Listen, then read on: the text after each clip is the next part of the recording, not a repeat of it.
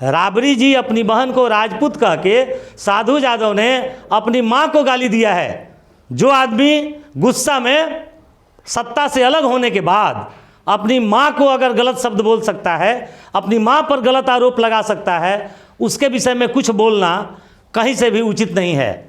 जो राबड़ी देवी को राजपूत कह के अपनी माँ को गाली दे रहा है, उस व्यक्ति की मानसिक स्थिति क्या है? जो माँ को गाली दे सकता है वह दुनिया के किसी भी व्यक्ति को गाली दे सकता है। राजद सुप्रीमो के बारे में अगर कहा गया है तो उनका तो लड़के फड़के पहले अभी उनको जवाब दे रहा है, लेकिन राष्ट्रीय जनता दल को अगर जवाब देना पड़ेगा तो कहीं टिकेंगे साधु यादव जी? कहीं नहीं टिकेंगे। जंगल राज का जो बात आया है इन्हीं लोगों के चलते आया है, और वही लोग आज लालू और राबड़ी को बदनाम कर रहे हैं, उस परिवार को बदनाम कर रहे हैं जिस परिवार की छत्र छाया में पल के जिन्होंने एक पहचान बनाया है। इसके पहले तो वो पार्टी भी बना लिए थे, उनका कौन टेम्पू छापा, कौन कौन छाप था, सब जगह खड़ा हुए थे, कहीं 100 कहीं 50 गो कहीं 500 वोट आया था, सब हम लोग देख चुके हैं। तब दोबारा क्या हुआ जोड़ जमाइश करेंगे? भाजपा की बात बोल रहे हैं, वो भाजपा की बात बोलकर सत्ता सुख पाने की कोशिश कर रहे हैं, लेकिन भाजपा उनको जान चुकी है कि वो क्या है। राजद जितना उनको जानता है उससे कम भाजपा और जेडीयू उनको नहीं जानता है। इसलिए लालू यादव और राबड़ी देवी के खिलाफ बयान देकर भाजपा और जेडीयू का या कांग्रेस का वो कृपा पात्र नहीं बन सकते हैं, क्योंकि तीनों पार्टियों का शीर्ष नेतृत्व इनको अच्छी तरह जानता है, और इनके चलते लालू परिवार और राजद कितना बदनाम हुआ है।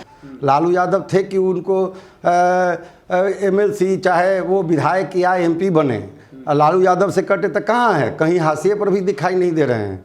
इसलिए वो अपनी पहचान बना रहे हैं। लालू यादव से लड़ के लोगों ने अपनी पहचान बनाई थी, उसी तरह से अब लालू यादव के खिलाफ बोल के अपना इनाम फेम कमाना चाहते हैं। आज सोशल मीडिया पर उनका सब चल रहा है तो वो अपना वाहवाही समझ रहे हैं, लेकिन ये वाहवाही थोड़ी है।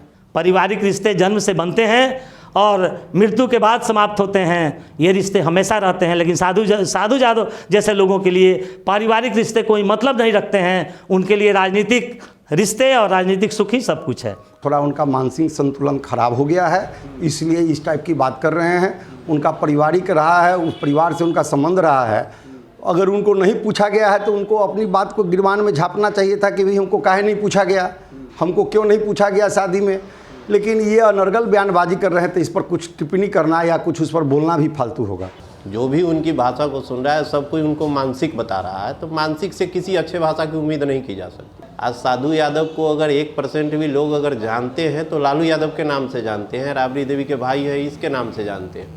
वो व्यक्ति अगर आज के डेट में कहे कि लालू यादव नौकरी के लायक नहीं, उनको राजनीति मैंने सिखाई, तो इसी से आप अंदाज लगा लीजिए जो उनका दिमागी संतुलन किस टाइप का बन चुका है।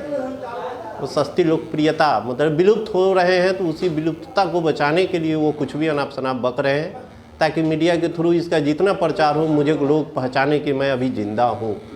बिहार की राजनीति में मर चुके हैं।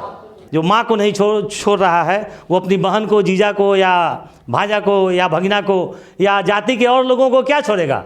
उसे दुनिया के किसी व्यक्ति से नहीं, बल्कि उसे सत्ता से प्रेम है, कुर्सी से प्रेम है। उसे कुर्सी कैसे मिल जाए इससे मतलब है, उसे अपने लोगों से मतलब नहीं है, अपने रिश्तों की पवित्रता से मतलब नहीं है। हमें क्या बोलना चाहिए क्या नहीं बोलना चाहिए, जिस पवित्र माँ ने हमें जन्म दिया है, जिसके कारण हम इस धरती पर हैं, जिसके कारण लोग हमें जानता है, उस माँ को गाली देना कितना बड़ा अपराध है, इसका फैसला बिहार की जनता करेगी, बिहार का यादव समाज करेगा।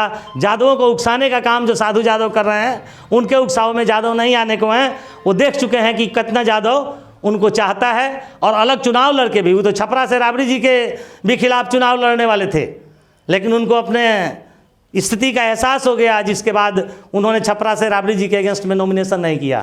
तो साधु यादव के विषय में इस प्रकरण पर कुछ भी बोलना फजूल बात है। इसका कोई नोटिस लेना, संज्ञान लेना बिल्कुल गलत है, नहीं लेना चाहिए। चूँकि आपने ये सवाल कह दिया और चूँकि माँ जैसे पवित्र शब्द पर उन्होंने कीचड़ उछाला है, इसलिए मैंने अपनी बात को, अपनी भावना को व्यक्त कर दिया है।